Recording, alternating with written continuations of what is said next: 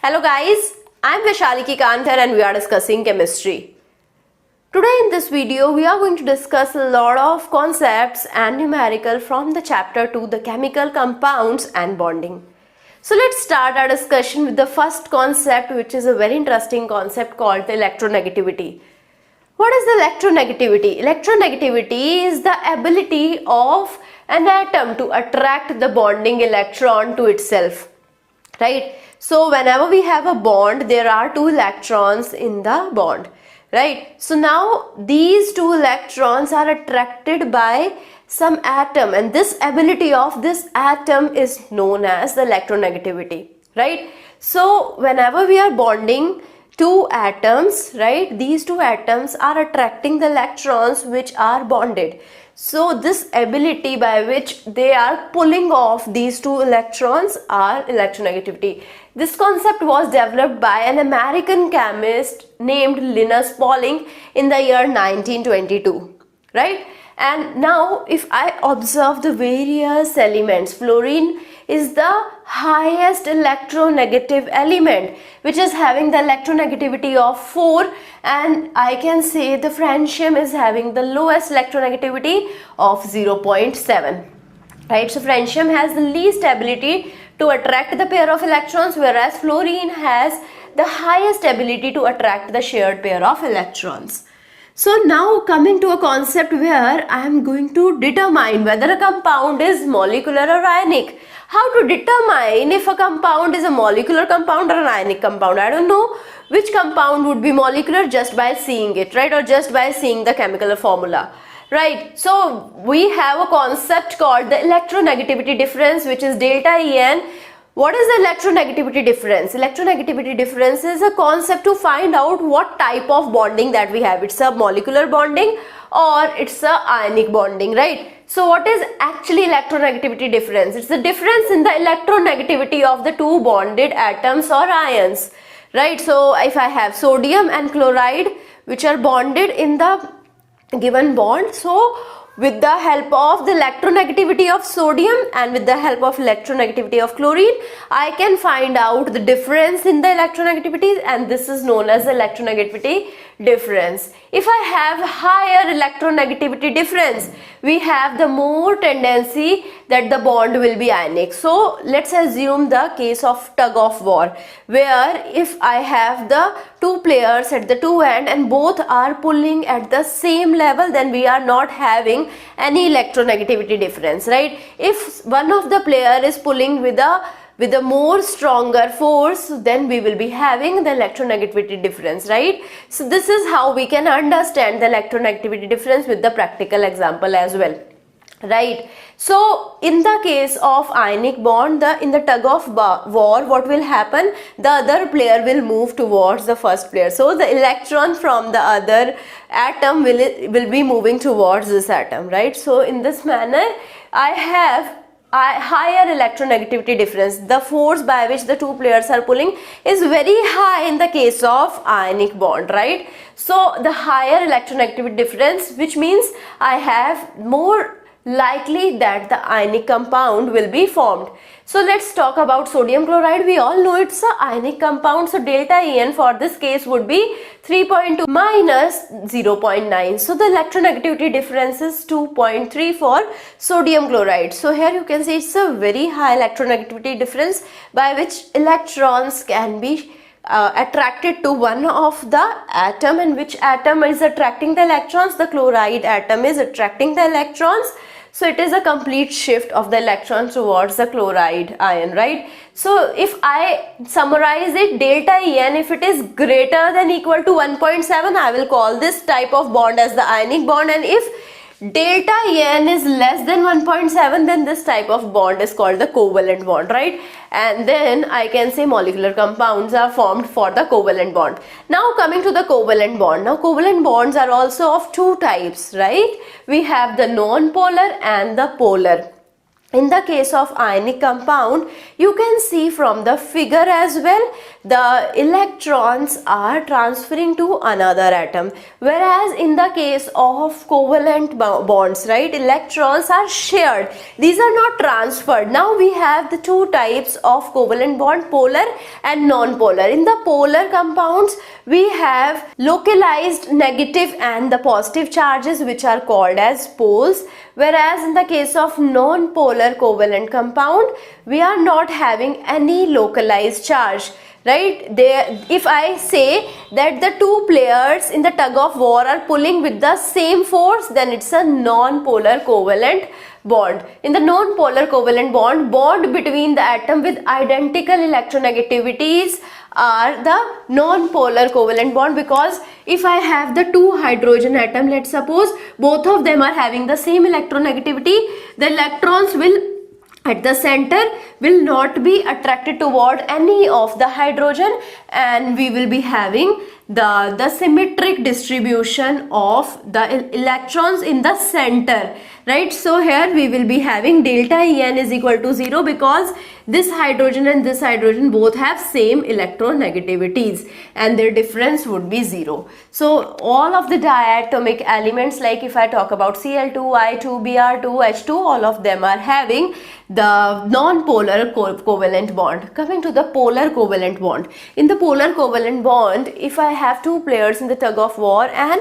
one of them is having a stronger force, but this force is not that strong that it can pull off the another player towards him, right? So at that case we will be having the polar covalent bond. Also, although the force is stronger than the other player, but it is not able to pull him towards him, right? So what will happen? The electronegativity difference would be there in the polar covalent bond, but the electronegativity difference is not that high that it will actually take the electrons toward itself. It can pull the electrons away from the other atom and it can take the electrons into itself, right? That will not happen.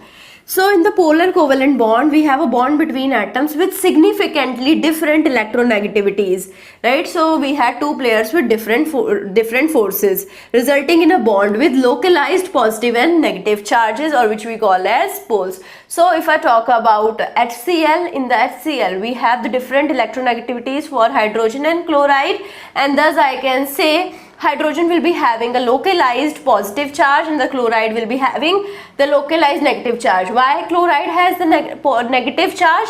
Because the chloride is more electronegative, so it will be having the localized negative pole, right? So here you can see the electronegativity difference here will be from 0 to 1.7. It will not be equal to 0, in between 0 to 1.7. So at Cl here, at the hydrogen we have partial positive charge and at the chloride we have partial negative charge. Now coming to the binary ionic compound. What are the binary ionic compound? Compound that consist of ion only of two elements. Like if I talk about H2O, right, if I talk about AlCl3, these are my binary ionic compound. Coming to the polyatomic ionic compounds. Polyatomic ionic compounds are the compound which consist of ions of more than two elements. Whenever I have more than two elements, I'm going to talk about some of the examples as well. So then I will be having the polyatomic ionic compounds. Coming to the oxyanion. Oxyanion are the negatively charged polyatomic ions that contains oxygen. So oxyanion will be always be having one of the atom as oxygen. Coming to the writing of the chemical formulas for the ionic compound. How do we write the chemical formulas for the ionic compound? We have a zero-sum rule for that. According to the zero-sum rule, the sum of the positive charges will be equal to the sum of the negative charges in the ionic compound. So we can see it with the help of an example where we have AlCl3. Here we have the three chlorine atoms and each remove one electron from this aluminium. Right, so three chlorine atoms are removing one electron from an aluminium atom, and thus you can see in the aluminium, in the valence shell, we have three electrons, and the chlorine has a tendency to gain one electron. So this electron will move towards here, this electron will move towards here and this electron will move towards here. So we have a charge of 3 positive on the aluminium and 3 chlorine will be having the charges -1. So 3 into -1 plus 3 will be giving me the 0. So overall charge will be 0, which is called as a zero sum rule. So here we have verified the zero sum rule as well. So coming to the sample problems. Here we have the first sample problem which states write the chemical formula for the sodium oxide. So when I know what is the compound is the sodium oxide. First step is to write the symbol of elements with metal first and non-metal second. Here we know oxygen is a non-metal, sodium is a metal. So first of all I am going to write sodium, then I am going to write oxygen. Step 2 is to refer the periodic table. Why I have to refer the periodic table? To determine the ionic charges.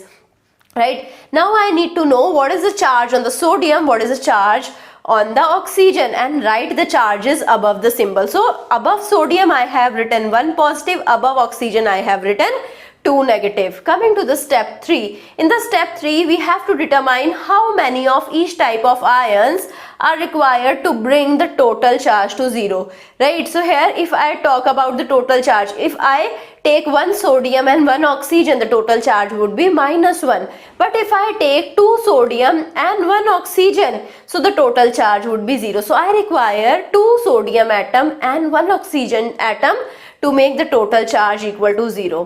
Coming to the step 4. In the step 4 we are writing the chemical formula with subscript representing the number of each type of the ion. So how many sodium ions we were having? We were having 2 sodium ions.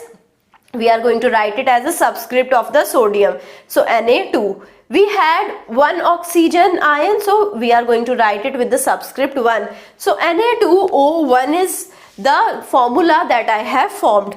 So now coming to the step 5. In the step 5 we have to make sure the subscript are lowest whole number ratio, right? So here you can see 2:1 is the lowest whole number ratio. If I had 4:2, I will be making it 2:1. Right? So here already we had the lowest whole number ratio and now we have to omit the subscript 1. So here I can write it as Na2O. Okay? Now coming to the next question which states write IUPAC name for Fe2O3.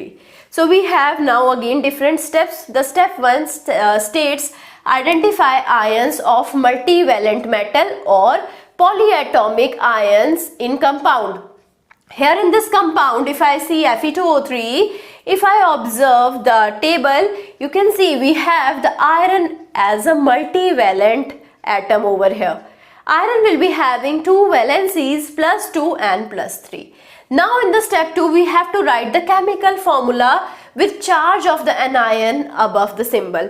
Now we know the oxygen will be having the charge -2. So in the formula Fe2O3 above the oxygen I am going to write -2.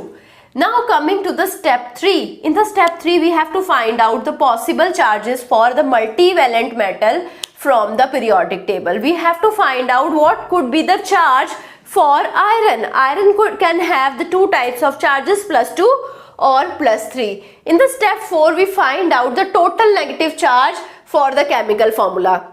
Here we have the 3 oxygen atoms and 1 oxygen atom has -2 charge. So the overall negative charge is -6. Right? In the step 5 we are using the zero sum rule and we are finding out the total positive charge on the ion.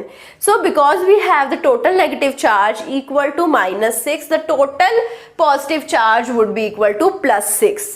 Right? Here we know how many atoms of iron we have, 2. So each iron atom will be having the charge +6 divided by 2, that is +3. Right? So charge on each iron atom will be +3. +2 charge would not be there. We are discarding the +2 charge for the iron. So iron's multivalent nature here is used and we have used one of the valency, that is +3 for iron. Coming to the step 6, here we are writing the name using the rules for naming the IUPAC compound, and here we are going to indicate the charge of the multivalent metal with the Roman numerals in parentheses. So Fe2O3 can be represented as iron 3 oxide, because iron will be having the valency 3 and it is represented in the parenthesis and the Roman numeral 3. Coming to the next question, which states determine the traditional name for the compound in which nickel 3 chloride is bonded with water in a ratio of 1 to 6. So here we have the nickel 3 chloride and we are bonding it with the water in the ratio 1:6. So step 1 is to look up the prefix for the number of water molecule associated with each formula unit. So for water we have 6 molecules and 6 is represented with the prefix hexa, right? So step 2 is to add the prefix to the hydrate at the end of compound's name. So we are going to put the prefix hexa and then we are going to put the hydrate. So we have the nickel 3 chloride and after that we are going to put hexahydrate. So this is the traditional name, right? So now coming to the next question, write the chemical formula for barium hydroxide octahydrate. So the step 1 is to write the formula for ionic compound without associated water, right? What is the ionic compound? Ionic compound is a barium hydroxide. So barium hydroxide can be represented as BaOH2, right? After that we are moving to the step 2 where we are going to look up to the number of water molecules for the prefix. Here we know the prefix octa represents 8 water molecules, right? So hydrate represents the water molecule and octa represents 8. So here we have 8 water molecules in the formula unit. So we have BaOH2 with 8 water molecules. Coming to the step 3. So write the compound's formula followed by the number of water molecules and the formula of water. So here we have BaOH2 dot 8H2O. This is the actually chemical formula for barium hydroxide octahydrate. Right, so now coming to the next question, which states determine the chemical name for P2O3 in solid. So the step 1 here, to look up for the prefix for the number of atom of each element, right? So we have various prefixes like di, tri, tetra, right? So here we have the subscript 2 over here. So the prefix would be di in the front of phosphorus. For the phosphorus the subscript is 2, the prefix here would be di. For the oxygen the subscript is 3, so the prefix here would be tri. So tri is the prefix which is used in the front of oxygen. In the step 2, if applicable, right, here this step is not always applicable, you have to check where it is applicable. So we have to omit mono from the first element. So this step is not available over here because here we have only 2 subscript di and tri. Mono is not there, so step 2 is not available. So if I write the chemical name would be diphosphorus trioxide. I hope you understood all of the things that I have discussed so far, and I hope you are going to meet me soon in the next class. Thank you so much.